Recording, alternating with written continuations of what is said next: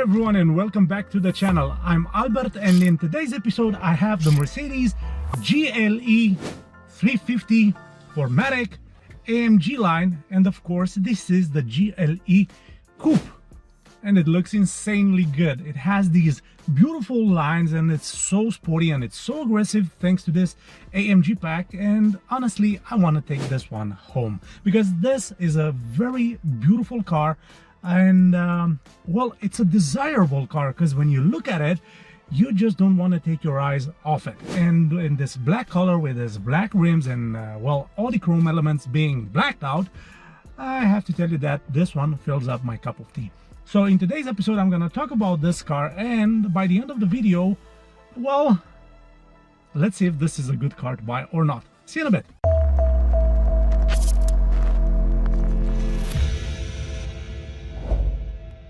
A short history lesson about this car. Actually, this is the successor of the ML, and well, Mercedes recalled it GLE or renamed it as you wish.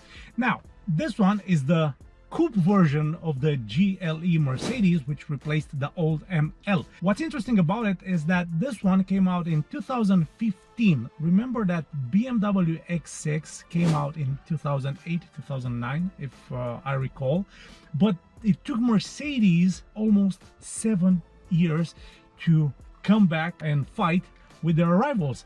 But I have to tell you that they did a pretty good job with this car. I mean, from the outside, the GLE Coupe looks insanely good, looks aggressive, and it has this muscular look that enhances its sportivity and also enhances the beauty of this car. Let's have a chat about the front end of the car because I find it quite interesting. First of all, you have the AMG pack, and also being blacked out makes it more aggressive. You have huge air intakes, which well, it's recommended because you need to have more air to cool the engine. You do have 2 air intakes on the hood, and I do like it because it gives the car a very aggressive stance, but also provides cooling for the engine.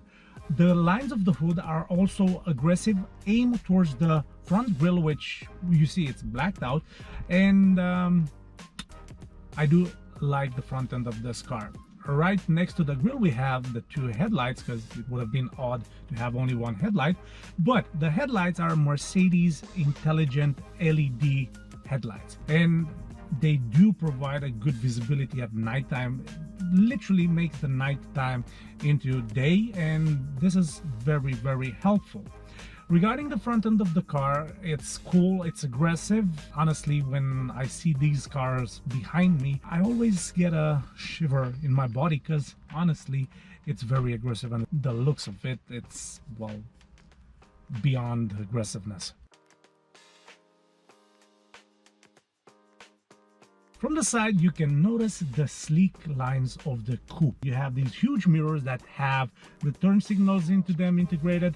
You have blind spot assist, which is quite cool. Also, you get 21-inch AMG wheels that, well, I don't have to tell you, they look good on this car and makes it more muscular. But also, you get these cool side steps, and they are very helpful when you want to climb in your car or you want to get out, because this is a tall vehicle and you can actually use those side steps. So I do like the fact that this one has the side steps, well, from standard. Let's move to the rear end, which, well, that's a sexy rear end. And the only thing that I don't really like about it is the fact that they placed fake exhausts. I don't know why car manufacturers have this awful idea of placing something fake on a car. They placed a twin exhaust, but it's made out of plastic and it's annoying when you are watching that. I think they could have done a better job and just put a real exhaust over there, but well, it is what it is. We cannot complain. This car also has a 360 degrees camera system. You have the cameras integrated into the mirrors, into the front end, and of course into the rear end in the Mercedes badge. When you put this car in reverse, the Mercedes badge is gonna tilt a bit and the rear camera pops out.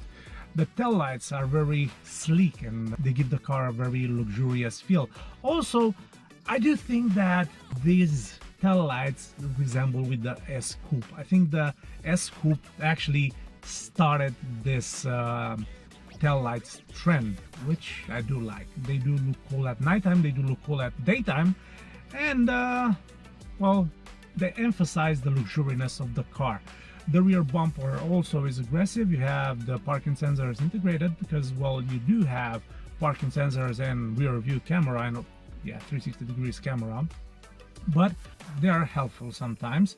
To be honest with you, I don't really use them. I'm more focused on the camera, but well, it is what it is. Also, the rear bumper has some cool air intakes over there, and that also improves the sportiness of this car.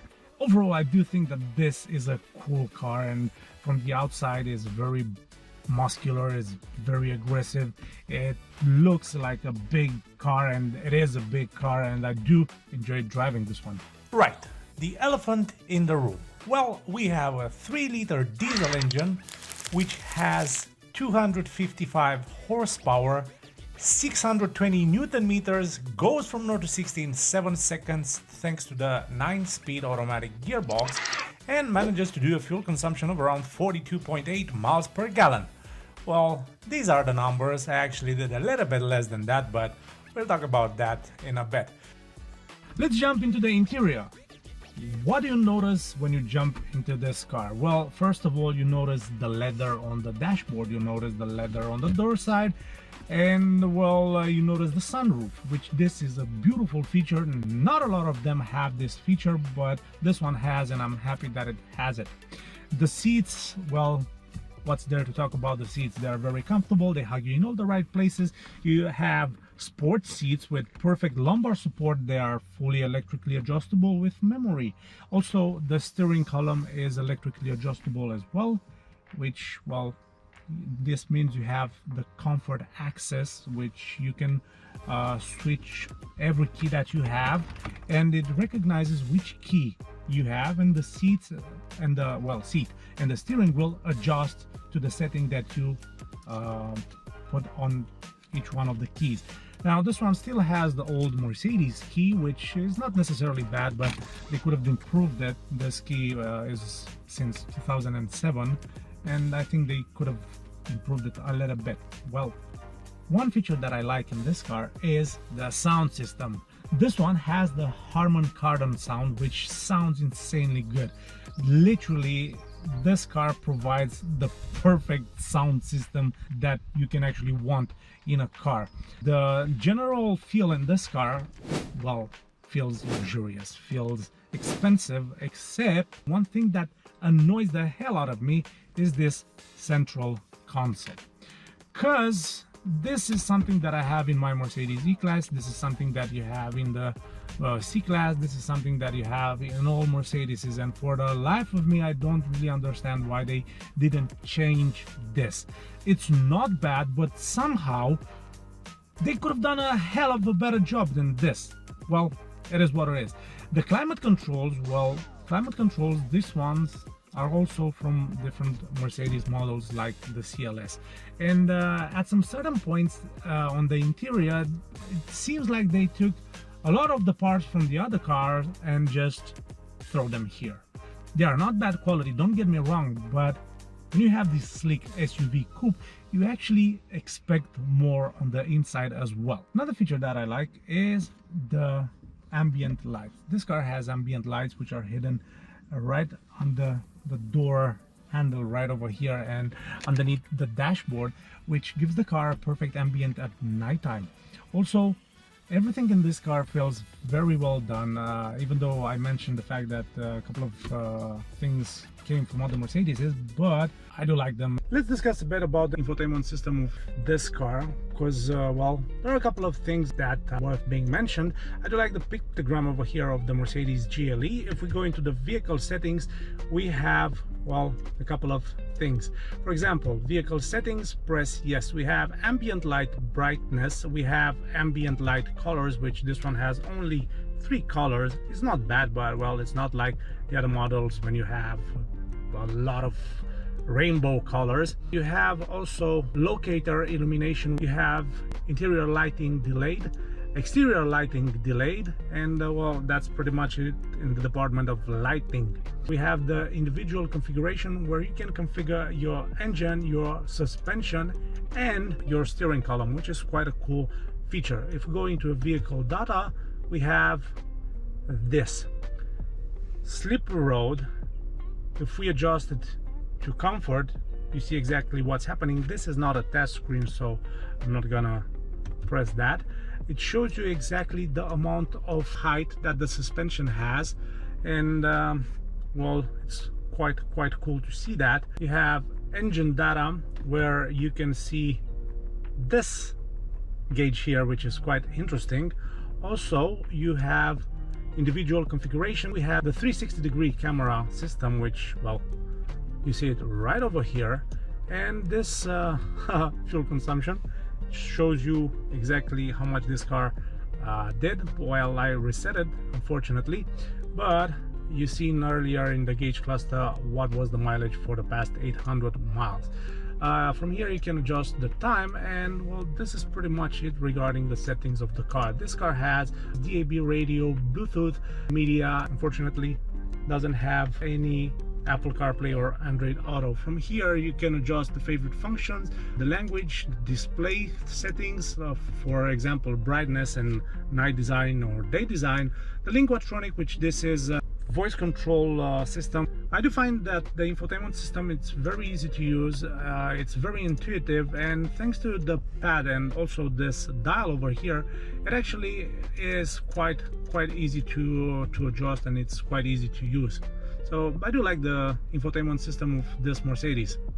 When you press the start button, you have a cool dance, and also this car has traffic sign recognition, which is a cool feature. Now let's discuss a bit about the gauge cluster, which in my opinion looks quite good. You have two round gauges with a cool aluminum circle and a cool pattern in the back. In the middle you have a color screen which has a lot of information over there. It has trip information, which, well, as you can see, you have the miles, you have range, echo display from start, the miles that this car did in 5 miles literally. This car was driven for the past, well, 800 miles, mostly around town, and you can see the fuel consumption, which is, well, not great. But if you go deep in this, we have the navigation system, which is shown right here. We have the audio, which, well, here it shows if you are connected to the radio, to the Bluetooth, or whatever. Now, if you go into the telephone, you guessed it, you can connect your Bluetooth. You have assistance graphic, traffic sign assist, collision prevent assist, attention assist, and these are the safety features that this car has. In services, well, this car has no errors, and you have tire pressure, and of course you have tire pressure sensors, so that's why that is there. And let's go into the settings a bit. We have the instrument cluster, which you can put this in miles or kilometers per hour, the digital speedometer. You have the lights. From here you can adjust the intelligent light system. You can adjust if you want left side traffic, the right side traffic. If we go into the vehicle, we have limit speed for winter tires, automatic door locks, acoustic lock. Well, that's it here. In the convenience, oh, what did I do? In the convenience, we have easy access, we have belt adjustment, auto fold mirrors. The steering wheel is a sport steering wheel. It has perforated leather and normal leather, and I did mention this in my other videos that I do like this pattern because it doesn't make your palms sweaty. You also have paddle shifters over here, which they have this aluminium finish, and they are quite nice when you play with them. Also, the gear shifter is placed right here. In the left side you have the wipers controls, and well, overall the steering wheel looks good. It has this flat bottom over here, and of course this aluminium trim gives the car a very sporty feel on the inside as well. The brake pedal and the gas pedal are made out of this cool aluminium, and they give the car a sporty stance on the interior as well. Well, jumping into the rear seats of the Mercedes, well, I have to tell you that you are very comfortable here.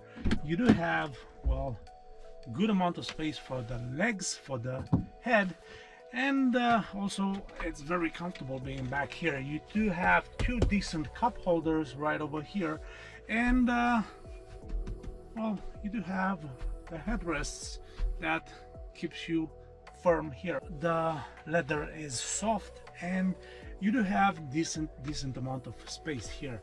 On the door side you also have leather. You have tinted windows for the rear passengers, and you have this dome light here.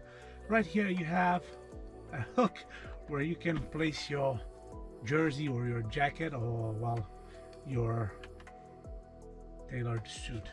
So yes, in the rear seats there's literally not much to do. You do have some air vents over here. This one doesn't have climate controls for the rear passengers. You do have a power socket over there, down there, but that's pretty much it. So decent amount of space, decent amount of legroom, headroom, and it's quite a pleasant place being here. I got this car from my friends at Carzet. Carzet are a specialized second-hand car dealership located in Ipswich. All the cars come with 6 months RAC warranty, which is extendable up to 3 years. If you want to part exchange your car, they can help you with that. If you have a low credit score and you need finance, Carzet are your guys. And if you want your car to be delivered all the way across UK, Carzet will do that for you. Also, they were awarded by Auto Trader for their excellent customer service. So check them out at carzet.co.uk. And now it's time to drive the Mercedes GLE 350. And I'm gonna put the seatbelt on. I'm gonna readjust a bit my seat. I'm gonna put this car in drive, set it on sport mode. Oh yeah, sport mode is cool. And let's see what it does. Whoa, it does.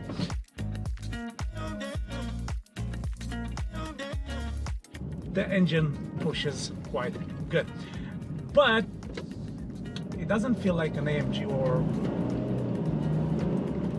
well, I was wrong. It's quite fast.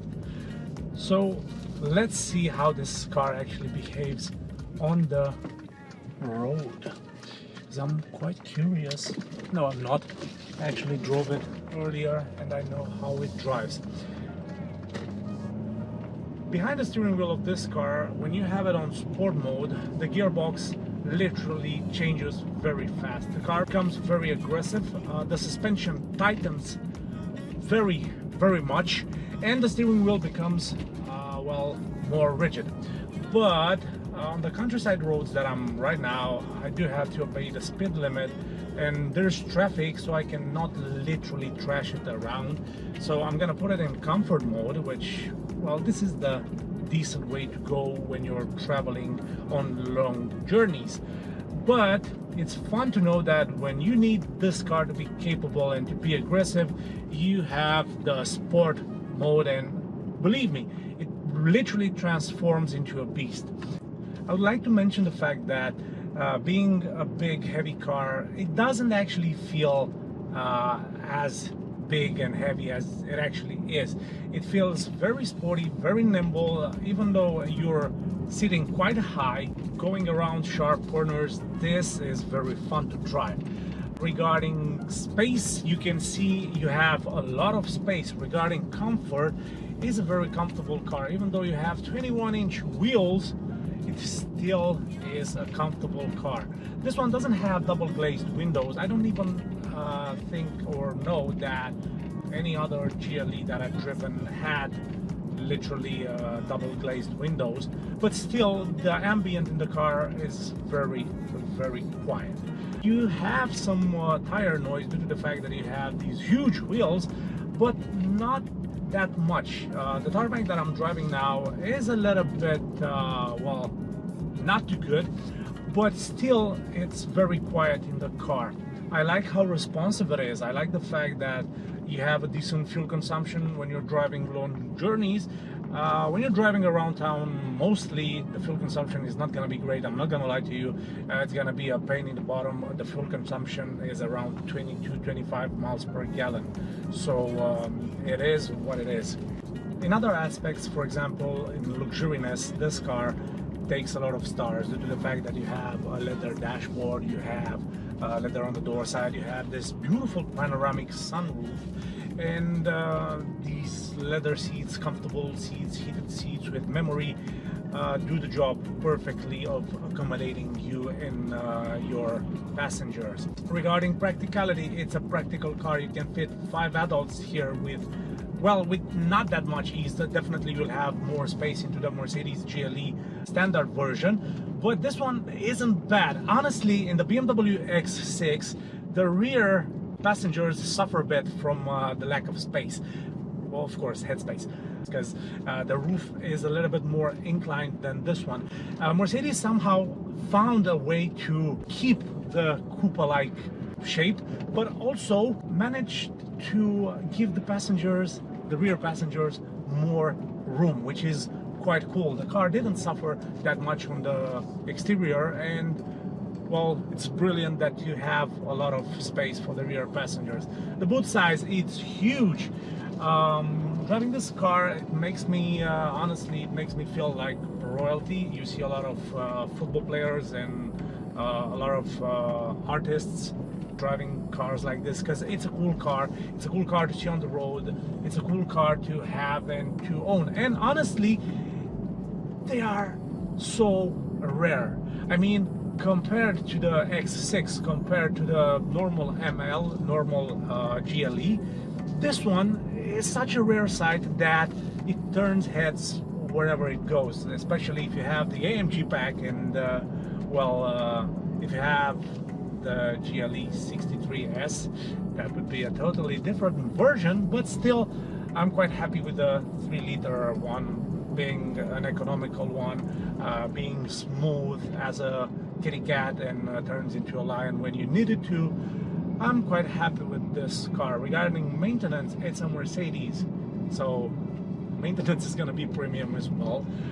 It's gonna cost you a couple of hundreds, close to thousands to make the services for the oil, for the gearbox, and for the filters, but I wouldn't worry that much. If you have 30 grand to pay on a lovely example as this one is, I'm sure you have the decent amount of money to maintain it. Regarding the gear shifting, when you press the sport mode and you want to control the pedals, the car becomes very, very aggressive, and it changes gears like that.